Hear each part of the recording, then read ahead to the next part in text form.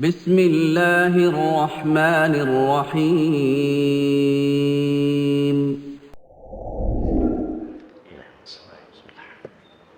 Assalamualaikum warahmatullahi wabarakatuh. Innal hamdalillah nahmaduhu wa nasta'inuhu wa nastaghfiruh wa nastahdih wa na'udzu billahi min syururi anfusina wa min sayyiati a'malina.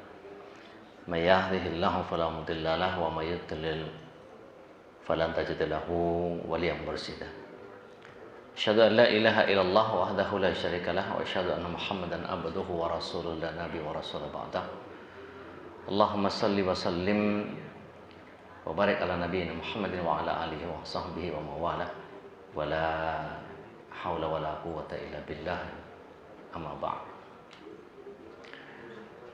Ikhwanakumullah, kita bersyukur kehadirat Allah Subhanahu wa taala adalah bagian di mana kebersyukuran kita sebuah keniscayaan, dan salawat serta salam semoga senantiasa tercurah ke hadirat Rasulullah sallallahu alaihi wasallam, berikut para keluarga, sahabat dan para pecinta risalah dan syariat beliau hingga akhir zaman. Mudah-mudahan kita yang hadir pada kesempatan pagi hari ini bisa menjadi bagian dari golongan orang-orang yang terselamatkan dengan syafaat beliau kelak di akhirat, dan kita bisa mereguk nikmatnya telaga haudnya Rasulullah sallallahu alaihi wasallam. Amin Allahumma amin. Terakhir kita bahas tentang bab sabar. Jadi contohnya yang paling konkret itu adalah Ibunda Hajar.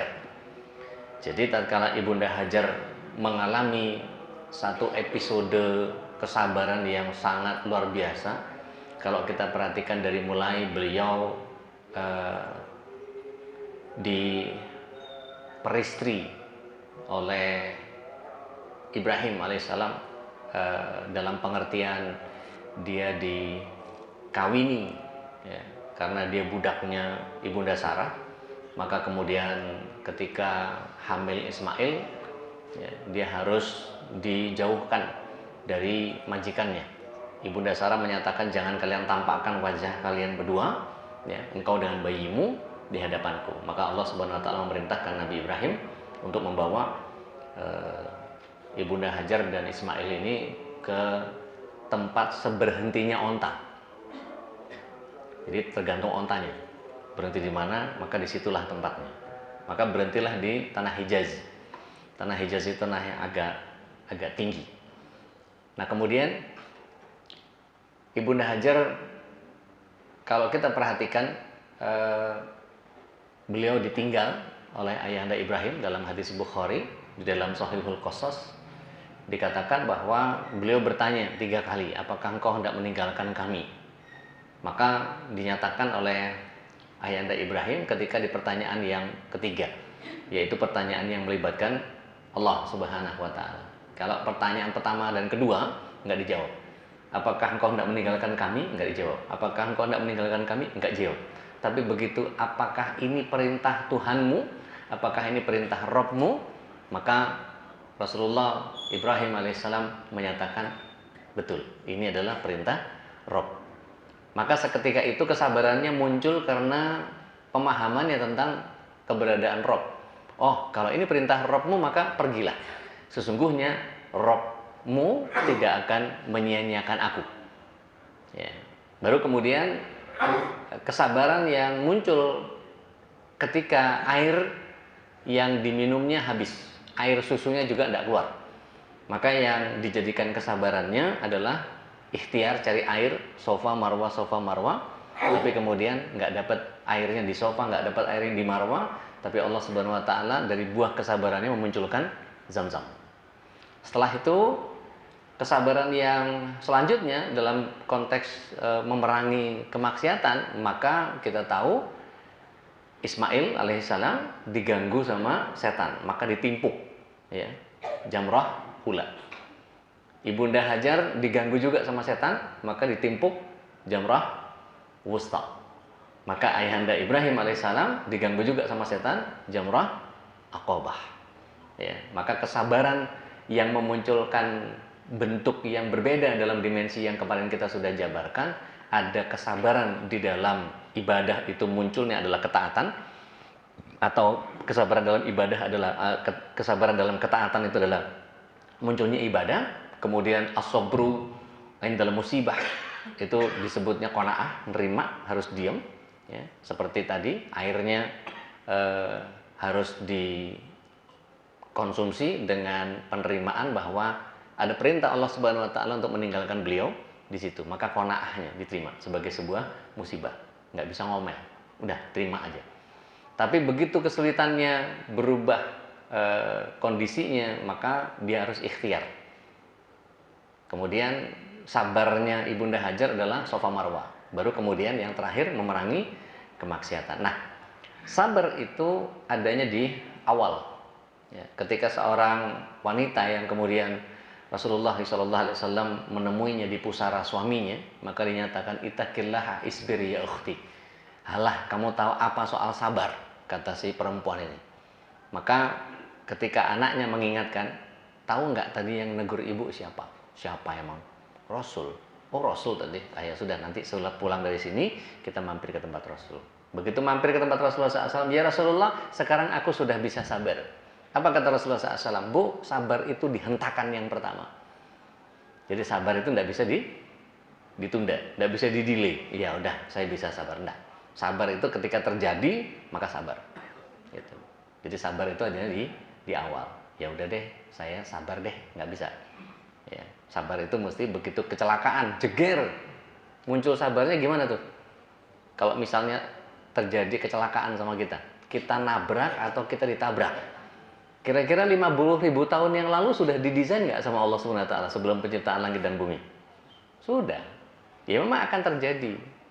Nah, cuman tinggal bagaimana kita menyikapinya. Ketika kita paham bahwa itu terjadi 50.000 tahun yang lalu sudah didesain oleh Allah Subhanahu wa taala, ya.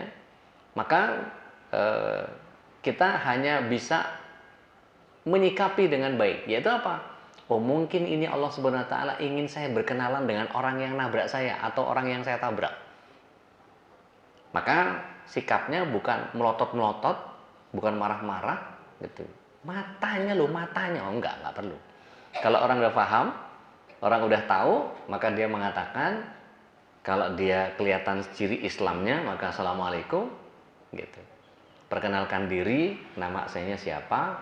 Kalau kita yang nabrak, kita minta maaf. Kalau kita yang ketabrak, ya senyum-senyum aja.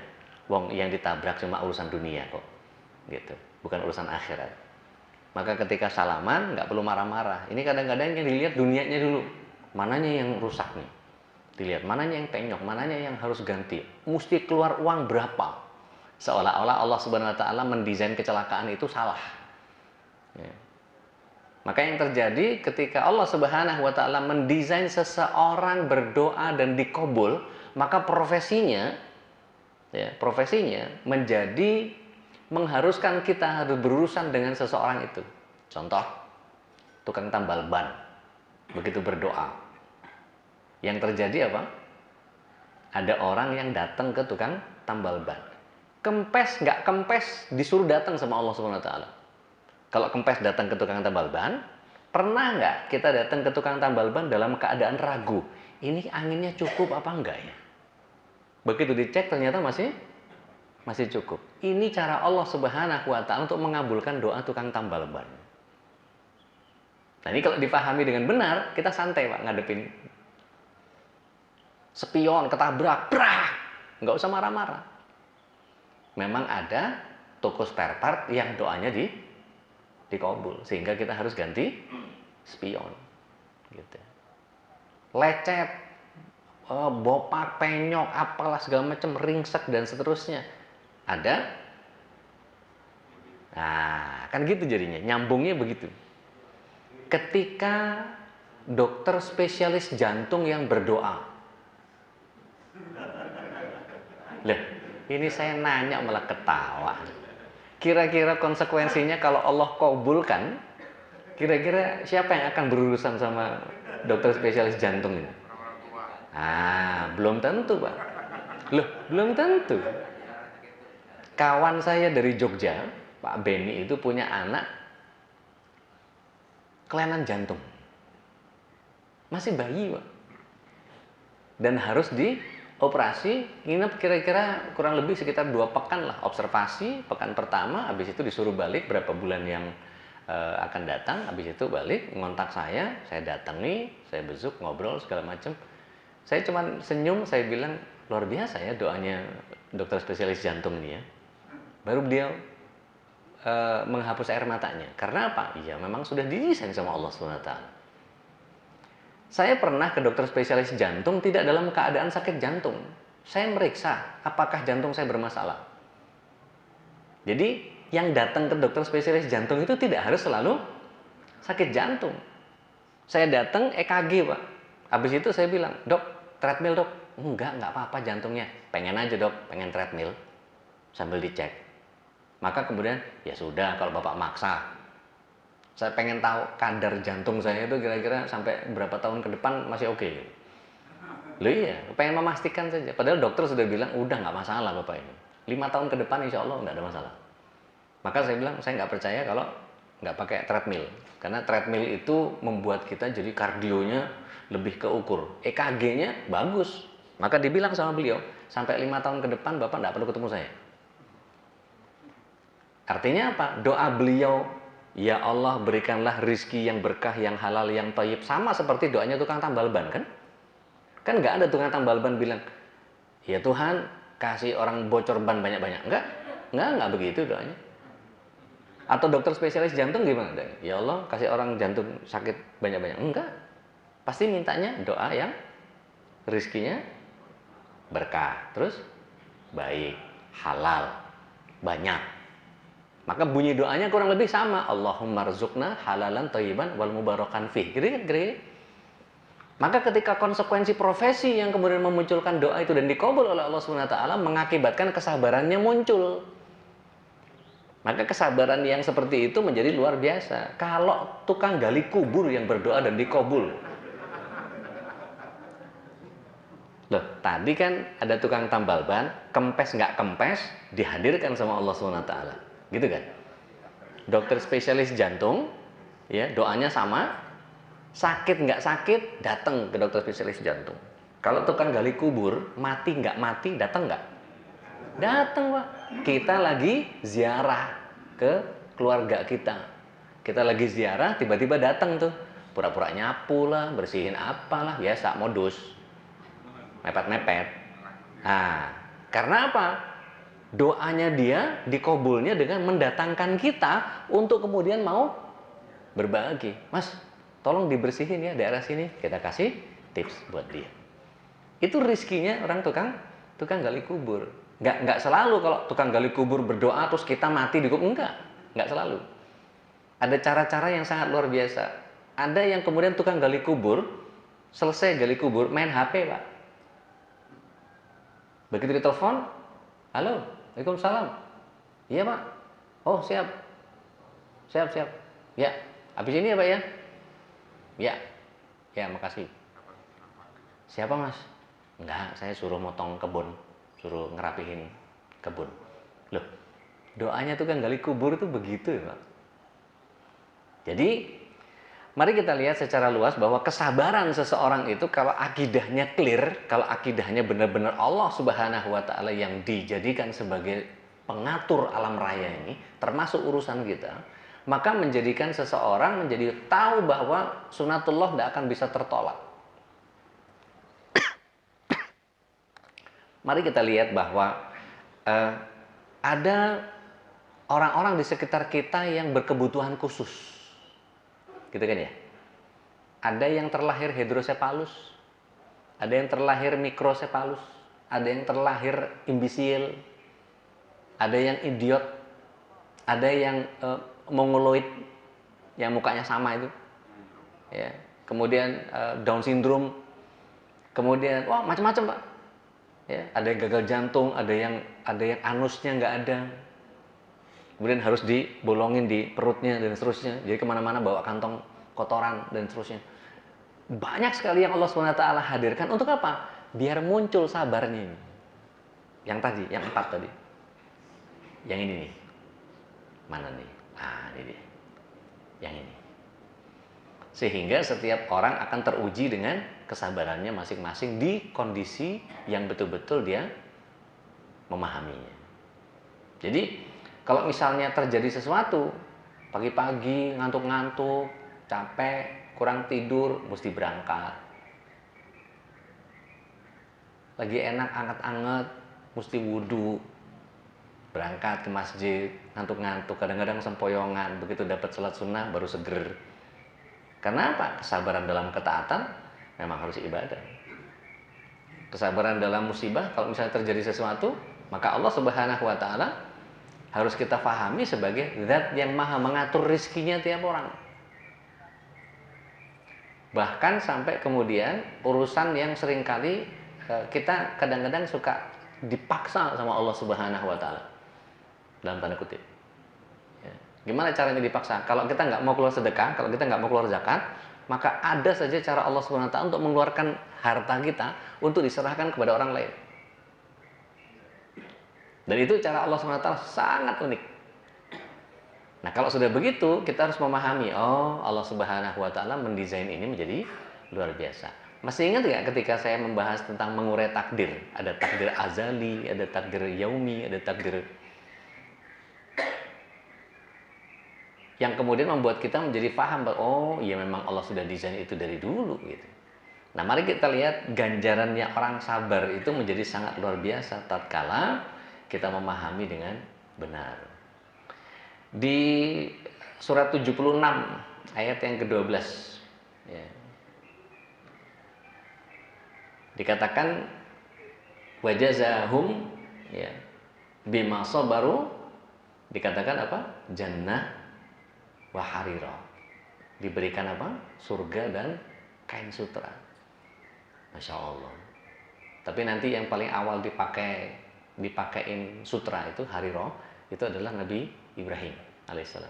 Karena beliau pernah di dalam hadis riwayat Al-Baihaqi itu beliau pernah ditelanjangi oleh kaum Babilonia ketika Raja Namrud marah habis digempur berhalanya, kecuali yang paling gede. Maka kemudian dibakarnya Nabi Ibrahim AS itu dalam keadaan telanjang, dilempar pakai katapult, ya, pakai ketepel manusia gede. Ya. Maka Rasulullah SAW menyatakan nanti yang paling awal dikasih baju sama Allah Subhanahu Wa Taala adalah Nabi Ibrahim. Nah, sabar itu ternyata ganjarannya surga. Dan tidak hanya itu, kalau kita lihat di dalam surat 25 ayat 75 ya, Al-Furqan, dikatakan ulaika yujzauna, dikatakan apa? Ghurfah, dikasih martabat yang tinggi, dikasih ghurfah. Ya. Bima sabaru, atas kesabarannya. Ya. Kemudian di sini dikatakan wayul lakum, ya, dikatakan fiha, dikatakan tahiyata wassalama, diberikan penghormatan dengan ucapan selamat di dalamnya. Di antaranya adalah para malaikat menyatakan salamun alaikum bima sabartum. Ya. Keselamatan untuk kalian atas kesabaran kalian. Nah, sabar itu batasnya ada nggak? Ada batasnya nggak? Ada nggak? Ada? Ada? Ada ya? Ada. Batasnya sabar itu adalah nggak sabar. Nah, kalau sabar sudah berbatas, berarti batasnya sudah nggak sabar. Gitu. Dan batas sabar itu sampai kita berada di telaga haudnya Rasulullah SAW. Nah, ini yang kemudian harus kita munculkan. Rasulullah SAW menyatakan bahwa bersabarlah hingga bertemu denganku di telaga haud. Nah, ini kemudian membuat kita menjadi oh ya, sabar harus muncul. Nah, akhlak mahmudah, ya, akhlak yang terpuji atau disebut akhlakul karimah, ini menjadi bagian yang kemudian setiap kita butuh pemahaman yang cukup untuk bisa memunculkan akhlak mahmudah, ya, akhlak yang terpuji, akhlak yang karimah, akhlak yang mulia. Karena kalau tanpa pemahaman yang cukup, orang tidak akan bisa memunculkan kesabaran ini dengan benar. Contoh, waktu itu saya pernah sampaikan bahwa ada seorang perempuan ya, yang divonis oleh Allah Subhanahu wa taala kena kanker stadium 4.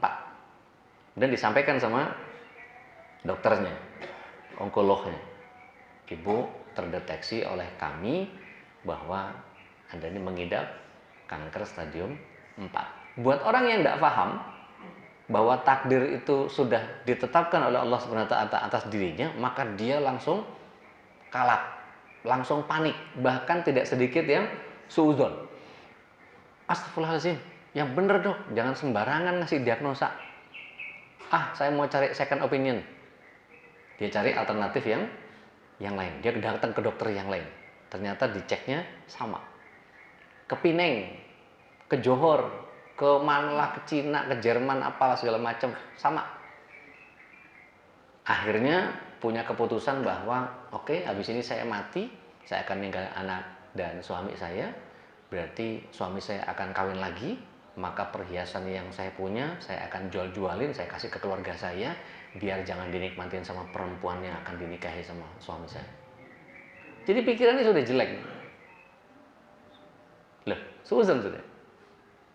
Tapi berbeda dengan orang yang paham. Orang yang tahu bahwa Allah Subhanahu wa taala menghadirkan itu sebagai sebuah ketetapan takdir. Begitu dikasih tahu, "Bu, Ibu mengidap kanker stadium 4." Apa dia bilang? Alhamdulillah ala kulli hal. Ini cuma urusan dunia. Toh sebentar lagi saya akan kumpul sama keluarga saya. Anak saya, suami saya, akan saya yakinkan, pastikan bahwa sisa keberkahan hidup saya ini akan saya upayakan bersama dengan keluarga. Sehingga nanti di surga saya akan berkumpul dengan keluarga saya. Beda, Pak. Yang satu kalap, yang satu santai. Karena apa? Sudah tahu. Gitu.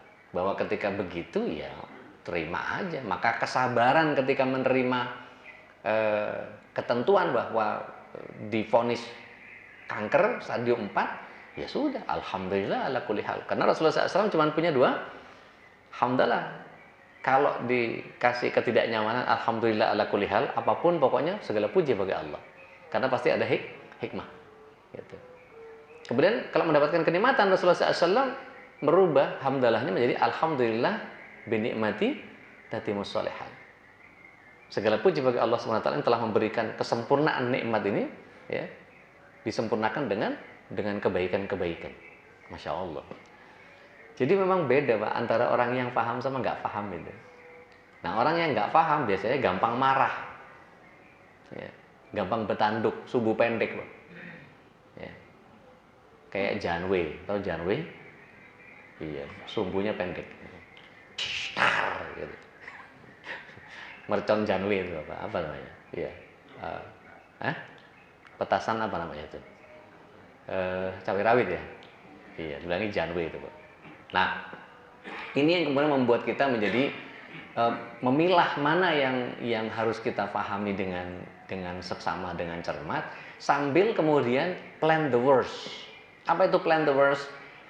Merencanakan hal yang terburuk, bukan suuzon loh. Sedia payung, apa suuzon itu? Bukan, prepare.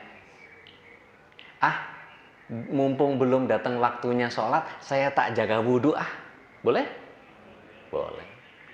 Itu sama seperti ketika misalnya, ini kalau terjadi sesuatu maka bisa dicegah dengan, misalnya gitu.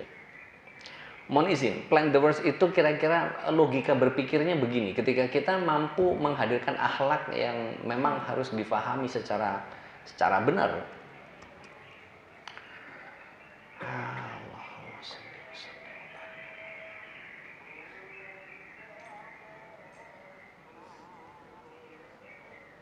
Jadi merencanakan kegagalan atau plan the worst ini pernah terjadi di beberapa tempat yang kemudian menjadikan pembelajaran yang sangat luar biasa. Kalau kita bicara tentang masalah, ya, manajemen masalah itu kalau kita pahami ada masalah, ya, kemudian dia harus kalau kita misalnya ke dokter akan melakukan apa kepada kita? Diagnosa. Setelah didiagnosa, kasih resep. Terus resepnya kemana ya? Bawa ke apotek. Di apotek udah tebus saya nggak mau di apotek sini mahal, mendingan ke Pramuka aja. Tapi tetap nebus kan. Setelah ditebus, diapain obatnya? Dipajang? Enggak, minum sesuai dosis, sesuai. Maka pasti sembuh. Kan? Artinya ketika ada masalah, dianalisa, direncanakan, diproses, belum tentu sembuh. Jadi ketika ada masalah, dianalisa, direncanakan, diproses, bisa sukses, bisa enggak. Kalau sukses, misalnya sembuh, kira-kira ada masalah lagi enggak? Ke dokter, dianalisa, dikasih resep, diminum obatnya sesuai dengan dosisnya, sembuh. Ada masalah nggak? Masih ada masalah. Gimana? Cara menjaga kesehatannya bagaimana supaya tidak sakit lagi? Masalah nggak? Masalah. Bagaimana menjaga kesehatan? Dianalisa, umurnya sekian, berat badan sekian. Maka olahraga yang dibolehkan adalah, kan gitu jadinya. Apakah jalan, apakah apa, segala macam. Oh, ini disarankan renang karena dia sudah pernah ada riwayat HNP. Oh, ini boleh jalan, oh ini boleh jogging karena umurnya masih 30-an gitu. Oh, umurnya masih 40-an, masih boleh tenis, masih bisa badminton gitu. Tapi jangan malam hari dan seterusnya. Ya, mulai di planning. Begitu di planning, diproses olahraga. Oh, nge-gym aja deh. Yang gampang, cuman alat-alat berat aja, sehingga misalnya mengerjakan sesuatu yang enteng-enteng aja, yang 10 sampai 20 kilo mainnya, tapi repetisinya dibanyakin, misalnya main semua sehingga ototnya kebongkar semua, artinya kesentuh semua, dipakai semua ya. Yang tadinya nggak pernah ngangkat jadi ngangkat, yang nggak pernah ke belakang jadi ke belakang, dan seterusnya ya. Yang kakinya nggak pernah dipakai jadi dipakai, dan seterusnya. Maka oh ini boleh. Maka diproses. Kemudian masih tetap sehat. Kira-kira ada masalah lagi nggak? Ada. Makanannya dijaga. 3J. Jenis, jarak, sama jumlah. Jadi ada kalanya nyemil secukupnya, gitu. Makan sepenuhnya, gitu. Habis itu nyemil lagi di sore hari. Habis itu sebelum malam sudah selesai makan malam. Jadi Rasulullah SAW itu makan malamnya sebelum maghrib, gitu. Kecuali kalau buka puasa. Kalau buka puasa baru pada maghrib, gitu. Nah, habis itu masih sehat juga. Nah, ada masalah nggak? Terus itu Pak, masih ada siklus terus. Kenapa? Bagaimana maintainnya? Terus itu begitu. Karena begitu ada masalah pasti berlanjut. Dan ini siklus tidak putus Pak.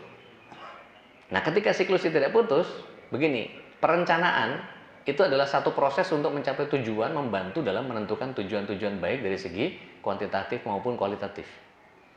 Ini yang namanya merencanakan. Oke. Kalau kita maunya masuk surga, oke, kira-kira track back, tarik mundur, ya. Kita mau masuk surga. Kira-kira kalau misalnya katakanlah umur kita masih ada 10 tahun lagi ke depan. Ya, masih ada 10 tahun lagi ke depan. Kira-kira pencapaian apa yang akan kita tuju di 10 tahun yang akan datang dari mulai sekarang? Hafal ayatnya tambah berapa, hadisnya tambah berapa kitab yang dibaca, berapa infak yang dipunya, berapa sumur yang dibangun, berapa masjid yang diinfakin, berapa anak yatim yang disantuni, berapa Al-Quran yang diwakafkan, itu ngukur Pak. Sehingga kalau kita tahu, oh ini 10 tahun lagi. Ya. Atau katakan 20 tahun lagi. Ya, nikah, ini kan buat yang belum nikah juga, iya kan, jangan senyum-senyum yang udah nikah. Kalau nikah lagi juga nggak apa-apa, boleh kok. Ya. Loh iya kan, cuma masalahnya berani apa enggak gitu kan. Kepengen sih kepengen, cuman begitu ngelirik ke kiri, waduh, gitu kan ya. Gak dikeruk mungkin alhamdulillah tuh Pak ya. Jadi begitu menikah, punya anak, mau dimasukkan pesantren atau sekolah biasa? Mau dijadiin penghafal Quran atau mau dijadiin YouTuber? Loh, itu beda-beda Pak tiap orang Pak. Maka kemudian ketika kita mendesain keluarga untuk ke surga, maka desainnya berbeda Pak. Saya bukan bermaksud untuk menonjolkan saya dan keluarga, tidak. Dengan penuh kekurangan dan segala kelemahan yang kami punya, saya berusaha untuk realistis sama anak-anak itu. Saya bilang dari awal, Bapak nggak terlalu penting nilai akademis. Jadi kamu mau ranking, mau nggak ranking, kamu mau nggak naik kelas, mau tinggal kelas, mau tunda belajar sekalipun, buat Bapak fine, nggak ada masalah. Jadi dia belajarnya nggak ada beban. Tapi saya syaratkan, sholat jangan ditinggal. Sama satu hal lagi, jangan bohong. Udah, itu aja. Sholat sama jangan bohong. Enggak, ini saya bukan ingin memberikan satu gambaran coba tiru saya gitu, enggak. Tapi maksud saya ingin memberikan satu gambaran bahwa kalau memang tujuan kita mau ke surga, salah satu caranya di antara sekian banyak pola itu ya begitu. Kenapa saya enggak terlalu mementingkan akademis? Karena saya melihat agak muspro, Pak. You know what the meaning of muspro? Sia-sia. Coba saya tanya, belajar integral itu dipakai enggak? Hah? Untuk pekerjaan tertentu kepake, Pak. Tapi buat apa kita belajar sesuatu yang nggak kepake itu? Ibu-ibu kalau belanja pakai akar pangkat berapa? Pakai hitungan tangan kosinus berapa? Nggak kepake, Pak. Mendingan maksud saya kalau memang mau setelah SMA baru belajar hitung-hitungan yang memang buat insinyur, ngitungnya pakai itu buat insinyur. Gitu. Insinyur kepake itu estimasi apa segala macam, ngukur ini itu, itu pakai kotangan, pakai sinus apa segala macam masih bisa tuh. Pakai kosinus segala macam. Oke, memang bagiannya. Ya. Orang yang kemudian misalnya jadi penghafal Al-Qur'an. Pak Imam mana Pak Imam? Coba tanya Pak Imam itu. Matematikanya nilainya harus berapa kalau jadi imam? Nggak ada urusan, Pak. Mohon izin. Kalau di perusahaan nih, karyawan itu minimal apa stratanya? S1. Kira-kira apa tuh? Jadi apa tuh? Officer biasa ya. Kalau lulusan SMA jadi apa? EDP nggak bisa? Entry data processor atau programmer bisa EDP? Bisa lah ya, masih bisa lah ya EDP lah ya. Atau staff GA gitu masih bisa ya. Pembantu umum boleh lah ya. Kira-kira kalau S2 jadi apa kira-kira? Manajer. Kalau S3? Hah? Kira-kira nggak kira-kira gitu kira-kira kalau S3 tuh kira-kira kalau di kantor gitu jadi apa tuh? General Manager. Ya. Oke, saya nggak mau naik lebih ke atas karena kadang-kadang yang punya perusahaan kadang-kadang juga nggak tinggi-tinggi juga gitu kan ya, nggak butuh itu, yang penting duitnya banyak udah kan gitu kan ya. Baik, kalau lulus SMT kerja di perusahaan jadi apa ya? Cleaning service, security. Security nggak bisa Pak, SMA minimal Pak. Iya, security itu minimal SMA Pak. Kalau cuma lulus SD kira-kira di perusahaan jadi apa?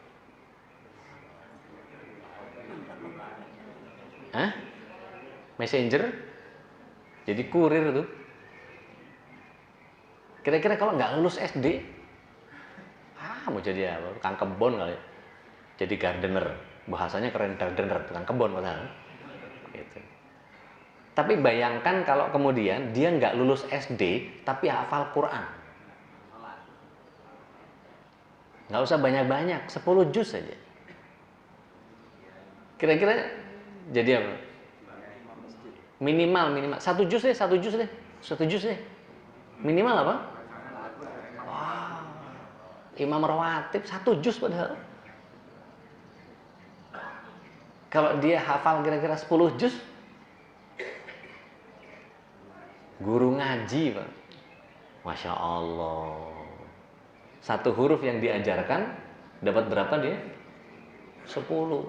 Kalau bulan biasa, Rojab beda Pak. Loh, Rojab ini beda Pak. Beda, dilipat gandakan. Berapanya nggak tahu kita karena tidak ada data yang baku.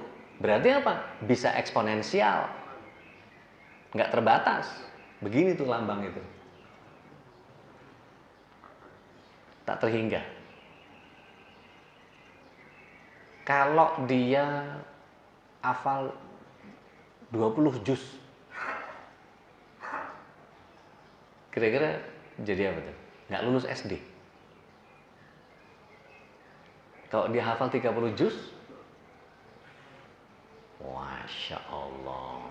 Ternyata itu yang saya bilang, nilai akademik buat saya nggak terlalu penting. Gitu. Minimal kalau perempuan hafal 20 juz atau 10 juz, dia nggak usah banyak-banyak. Minimal anaknya akan hafal Quran juga. Karena sambil ngutang, sambil ura-ura, itu yang dibunyiin murojaahnya si ibunya. Tabarakalladzi biyadihil mulku wa huwa ala kulli syai'in qadir. Dan seterusnya.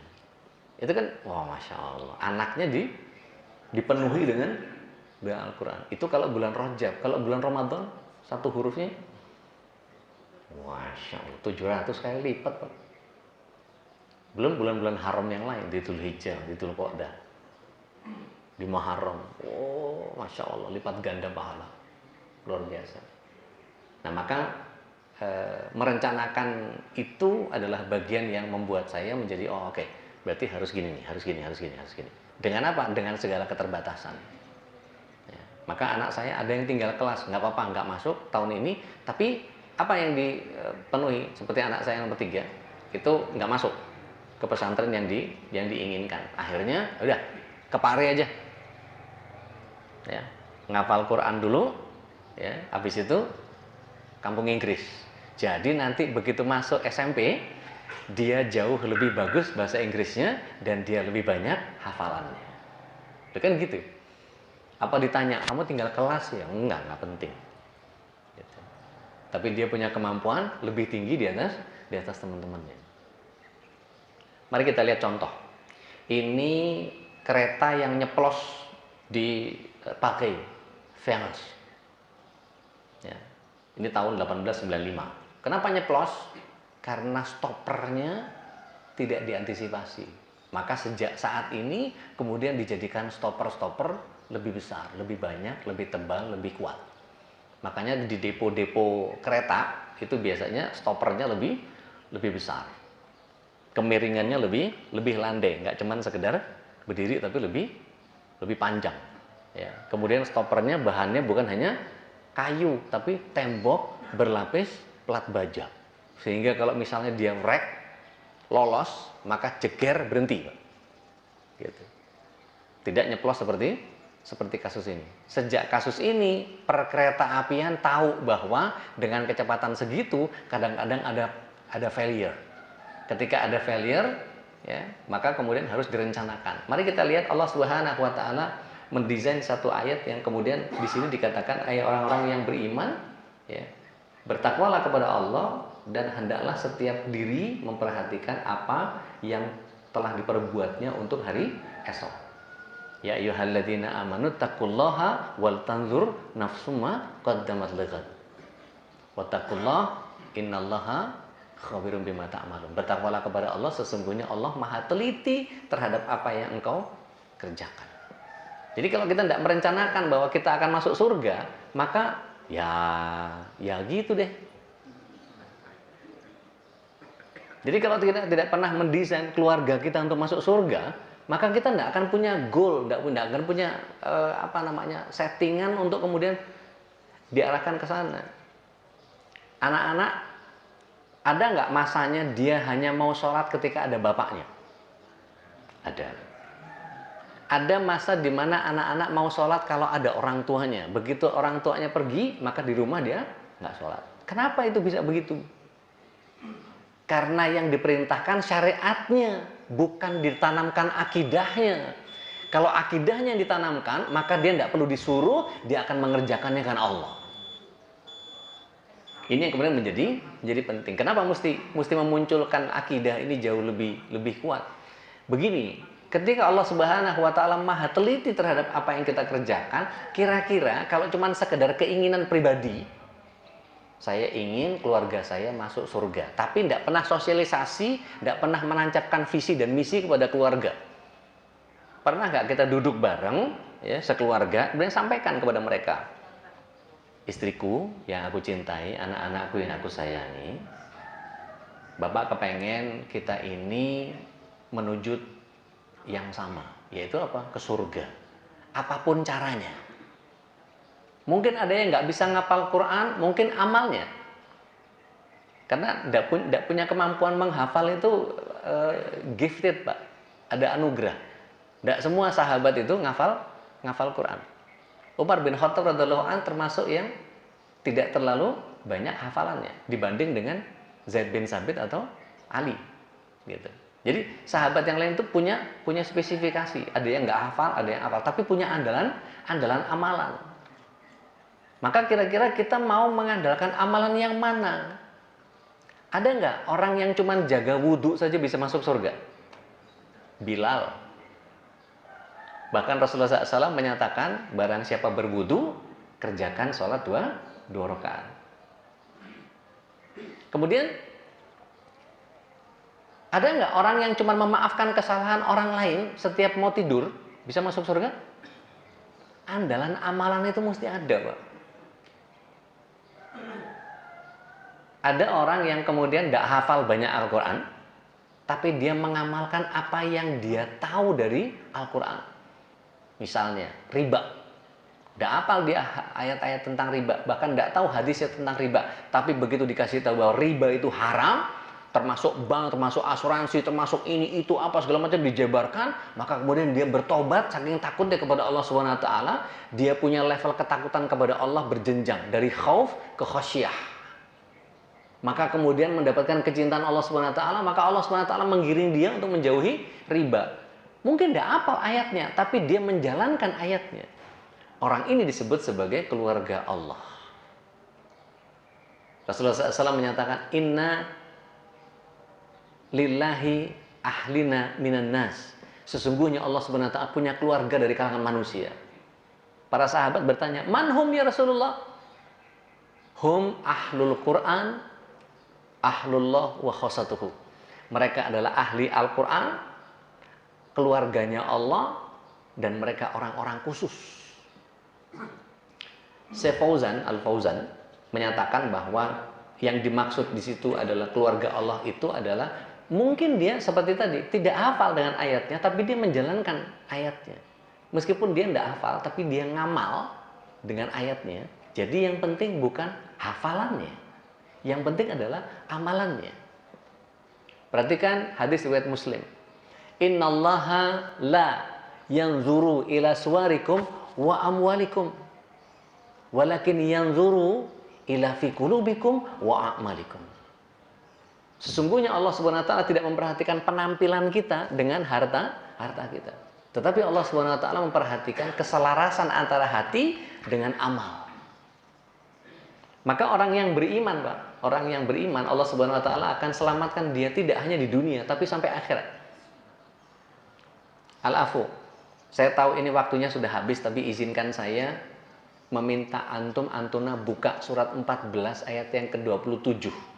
Bagaimana Allah Subhanahu wa taala menghadirkan pertolongan yang konkret kepada orang-orang yang menghadirkan keimanannya dengan benar. Di surat 14 ayat 27, ada yang udah buka Quran? Ketemu? Yuthabitullahu alladhina amanu bithabiti qawli fil hayati dunya wa fil akhirah. Wa yudhilullahu may yasha. Allah akan meneguhkan iman. Allah akan meneguhkan iman. Ya. Orang-orang yang beriman dengan peneguhan lisan. Saya ulang, Allah akan meneguhkan iman orang-orang yang beriman dan meneguhkan lisan, ya, di dunia dan di akhirat. Di dunia dan di akhirat. Ibnu Rajab Al-Hambali menyatakan, bainad dunia wal akhirah wal barzakh. Antara dunia dengan akhirat itu ada jenjang barzakh. ketika Allah Subhanahu wa taala memerintahkan malaikat mungkar dan nakir, sebagian ulama menyatakan mubasysyir dan basyir untuk orang yang mukmin, menanyakan hal yang sama, man rabbuk? Siapa yang kau pertuhankan? Maka Allah Subhanahu wa taala di situ memberikan apa? Peneguhan lisan kepada orang-orang yang beriman.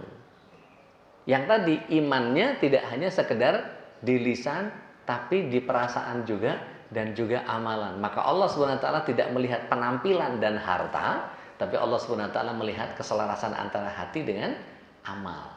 Kira-kira kalau Rasulullah SAW menyatakan al-iman iqrarul bil lisan wa tasdiqu bil qalbi wal amal bil jawarih, boleh nggak orang cuman sekedar melisankan saja tapi tidak ada amal? Tidak bisa, Pak. Namanya fasik.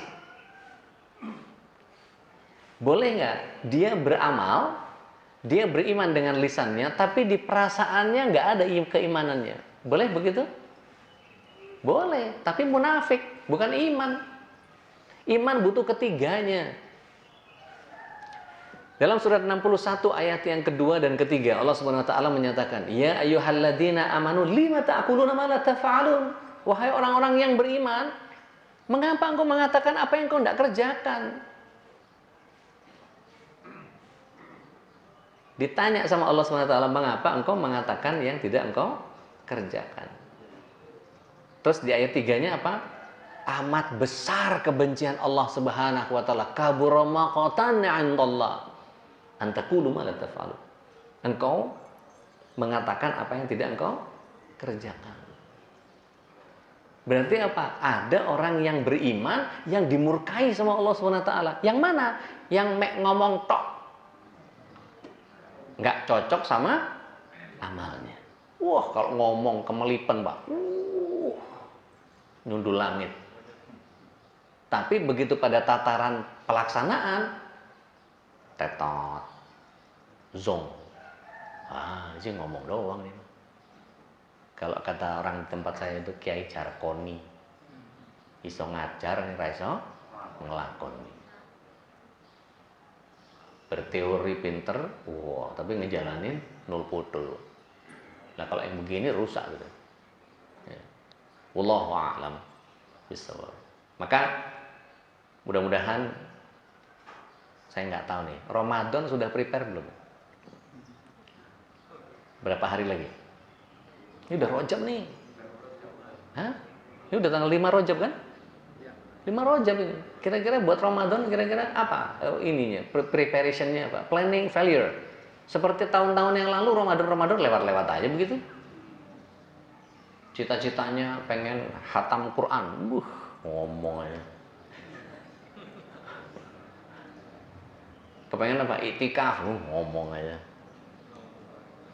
Nah kalau sudah begini, hati-hati. Lisan dengan amal mesti selaras. Yuk Ramadan ini kira-kira sholatnya mau dibagusin apa enggak?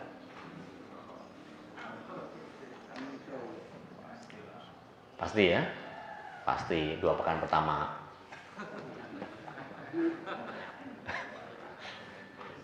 Loh yang udah gitu ya Pak? Hafalan suratnya kira-kira nambah nggak? Nambah hafalan doa nggak? Besaran sedekahnya nambah nggak? Itikaf sudah didesain? Yang tadinya nggak itikaf jadi itikaf?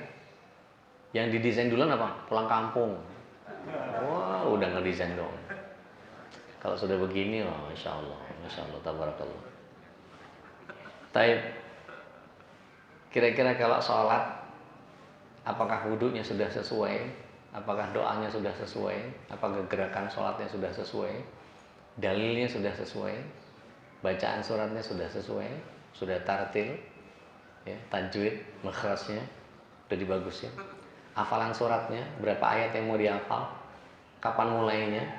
Ya, mentornya siapa? Ya, bagaimana ngatur waktunya? Ya, hafalan doanya kira-kira diinventarisir yang sudah dihafal ada berapa hadis? Doa apa yang belum dihafal? Kapan mulai ngapal? Metode apa yang dipakai? Siapa mentornya?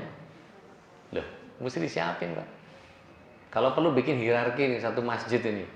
Si A ke si B ke si C terus gitu bikin besaran sedekah. Kira-kira kapan terakhir sedekah? Subuh tadi berapa besar? Mau nambah nggak? Mau dijadiin sesering apa? Sehari sekali, sebulan sekali, sejumat sekali, mau segitu-segitu aja? Ya. Iktikaf? Apa itu iktikaf? Mau berapa lama? Ngalong? Loh iya kan kadang-kadang ada yang ngalong kan? Atau udah ngalong nyari ganjil lagi?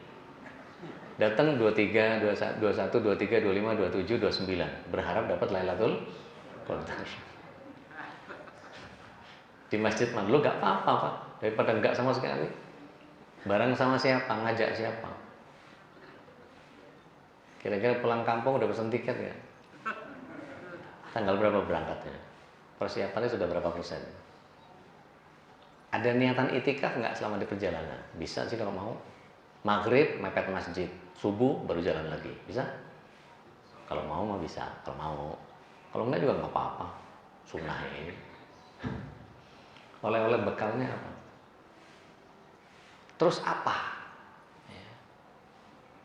Jadi niatkan hijrah saja, perbaiki seluruh amalan, sholat di awal waktu, berjamaah di masjid, tilawah minimum, ya berapa? 1 juz yang agak realistis gitu. Jangan cuman ya 1 lembar deh, ya. Khatmil Quran para sahabat itu sehari bisa 2 kali, Pak. Sesiangan 1 juz, 1 Al-Quran 30 juz, malam 30 juz. Siangnya khatmil Quran, malam khatmil Quran. Imam Syafi'i rahimahullahu taala itu kalau sholat cuma 2 rakaat, Pak. Sholat malam cuma 2 rakaat, banyakan kita ya 3 ya, sama witir. Imam Syafi'i mendawamkan 2, tapi 2 rakaatnya menghatamkan Al-Quran. Waduh, nggak cocok kita ya. Kita 2 rakaat aja kuliah kulhu, itu nggak nambah-nambah lagi. Astagfirullahaladzim. Saya. Kalau di sini sih insya Allah beda ya. Beda ayat.